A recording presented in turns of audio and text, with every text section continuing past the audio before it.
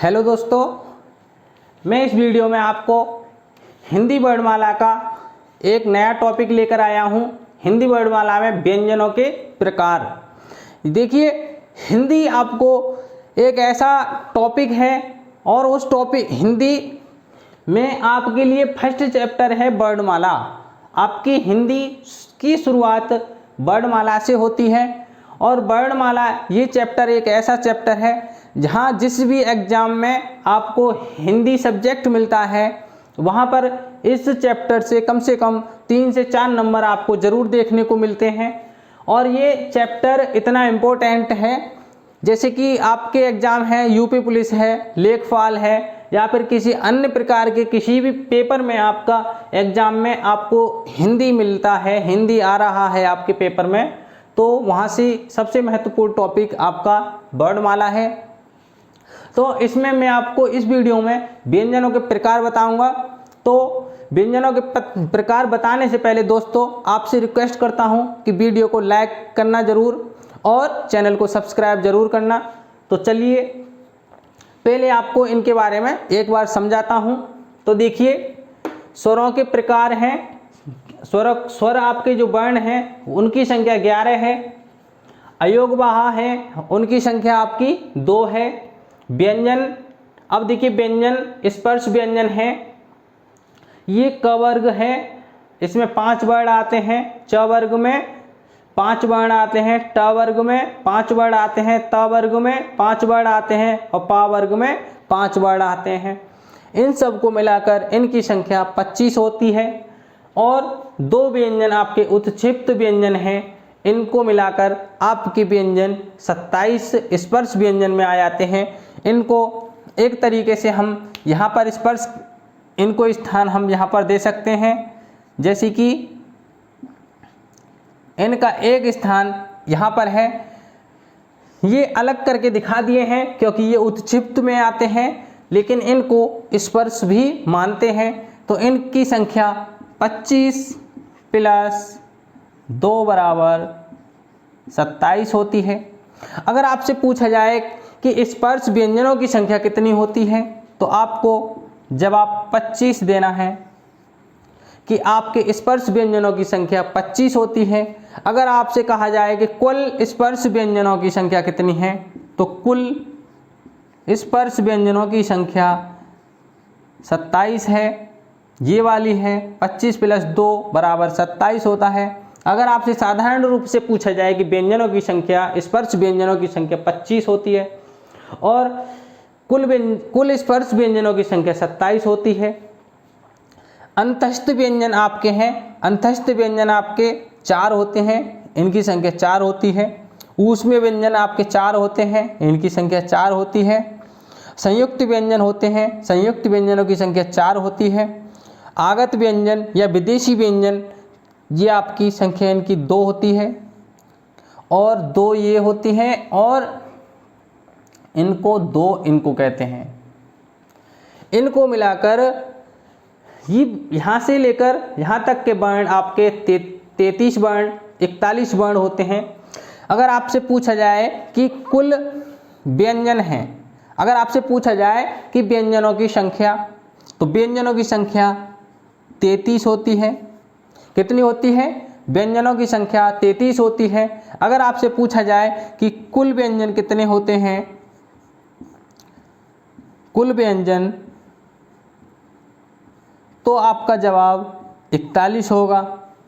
कुल व्यंजन आपके 41 होते हैं। और पूछे साधारण कुछ ना, यहाँ पर ये कुल ना हो, कहे कि व्यंजन कितने होते हैं तो 33 होते हैं। तो देखिए 33 कौन कौन से होते हैं। 33 आपके कौन कौन से होते हैं, देखिए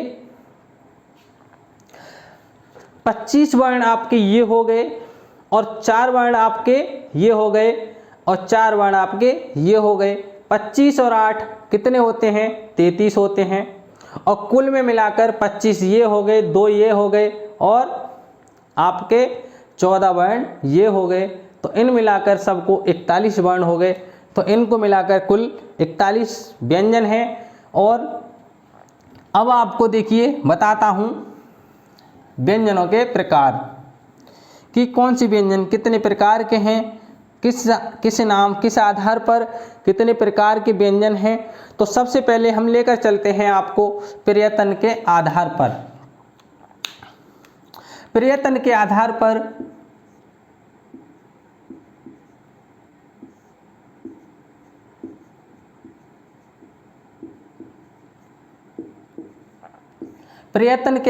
पर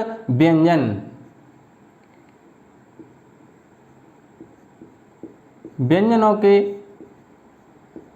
प्रकार।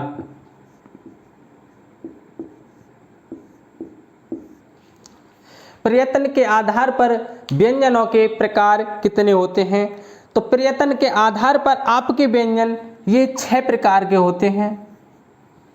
कितने प्रकार के होते हैं। प्रयत्न के आधार पर व्यंजनों की संख्या, व्यंजन की जो प्रकार होते हैं प्रयत्न के आधार पर व्यंजनों के प्रकार 6 होते हैं। तो देखिए कौन कौन से होते हैं 6 प्रकार। 6 प्रकार आपके, सबसे पहले देखिए आपके स्पर्श होते हैं, स्पर्शी व्यंजन।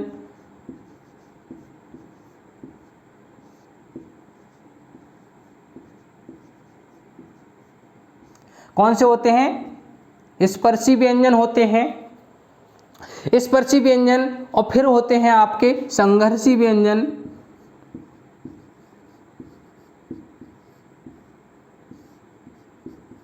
संघर्षी होते हैं और आपके स्पर्श संघर्षी होते हैं।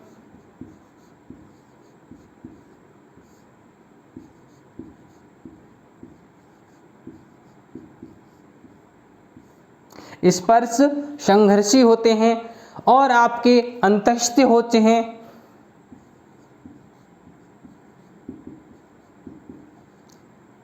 अंतःस्थ होते हैं। अब देखिए इसको हम बाद में लिखेंगे नीचे, क्योंकि इसके अलग अलग बांटा गया है। अब देखिए उत्क्षिप्त व्यंजन होते हैं।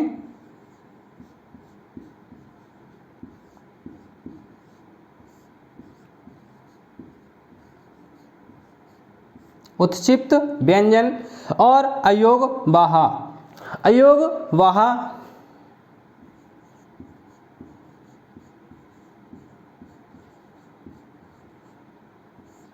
और आपका जो मिटाया था मैंने एक, वो हो गया आपका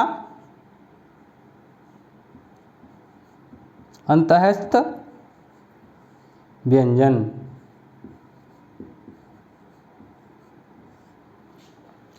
तो ये आपके 6 प्रकार के हैं। अब देखिए आपका 1.2, 3, 4, 5, 6। तो प्रयत्न के आधार पर व्यंजन के प्रकार ये होते हैं 6 प्रकार के। तो देखिए स्पर्शी व्यंजन जो है आपके, स्पर्शी व्यंजनों में आपके स्पर्श व्यंजन आते हैं, जिनकी संख्या आपकी कितनी है 25।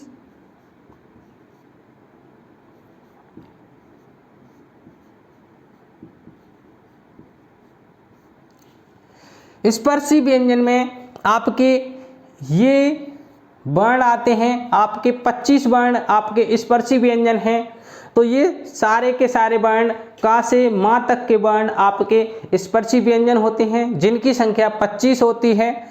और संघर्षी व्यंजन आपके जैसे कि स, श और सा, ये तीनों सा आपके संघर्षी व्यंजन होते हैं।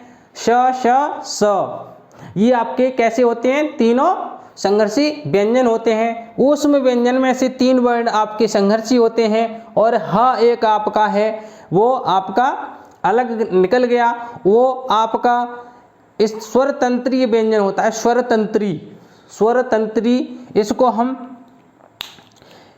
हम स्वर तंत्री कहते हैं। स्वर तंत्रीय, इसको हम स्वरतंत्रीय कहते हैं। इसीलिए ये वाला वर्ण आपका इस पर संघर्षी में नहीं आया। अब देखिए स्पर्श संघर्षी में आपका कौन कौन सा वर्ण आता है। एक तो आता है आपका च, छ और ज और झा।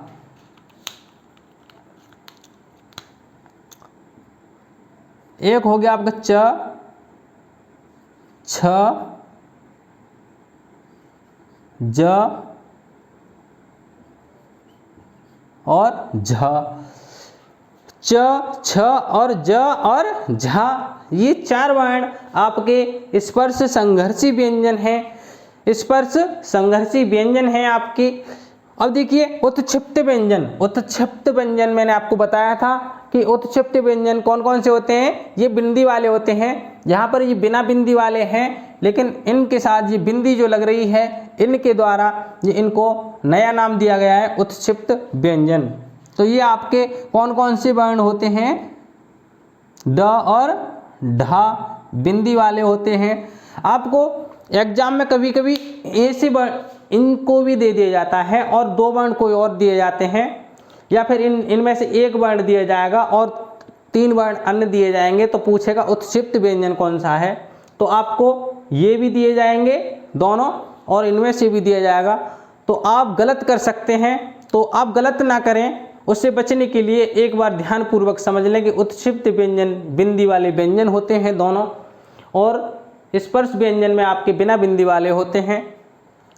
अब देखिए अयोगवाह। अयोगवाह भी आपका इसी में आता है।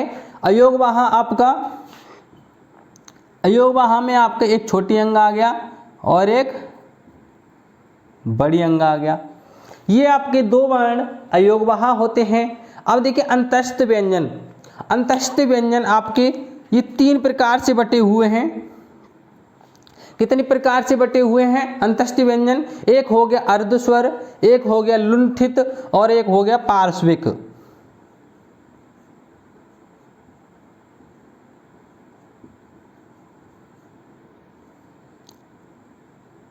एक हो गया आपका अर्धस्वर और एक हो गया आपका लुंठित।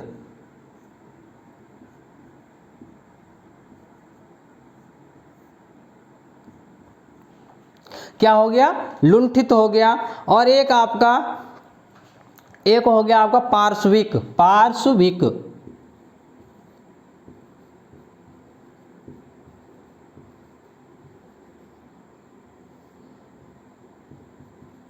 अब देखिए अर्धस्वर में कौन कौन से आते हैं वर्ण। अर्धस्वर में आपके य और व आता है। क्या आता है? अर्धस्वर में आपका य और व आता है। ये आपके दोनों वर्ण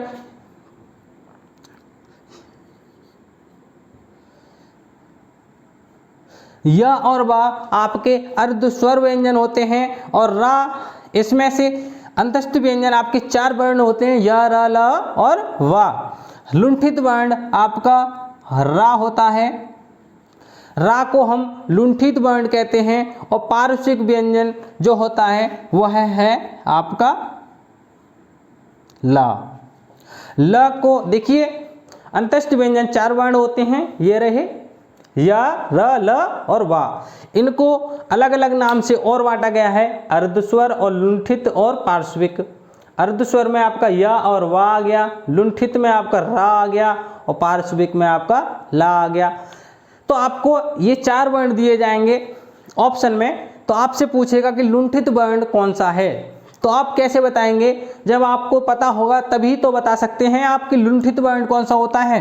तो लुंठित वर्ण कौन सा होता है आपका? रा होता है। या फिर आपसे पूछ ले कि पार्श्विक व्यंजन कौन सा होता है, तो पार्श्विक व्यंजन आपका कौन सा होता है? ला होता है। तो इस पर इसी प्रकार से क्वेश्चन बनेंगे। आपको संघर्षी में स्पर्श ये ऊष्म व्यंजन 4 वर्ण दे दिए जाएंगे और पूछेगा कि संघर्षी व्यंजन कौन सा नहीं है। तो आपको क्या जवाब देना है? हाँ, आपका संघर्षी व्यंजन नहीं है, क्योंकि वह एक स्वरतंत्रीय वर्ण है।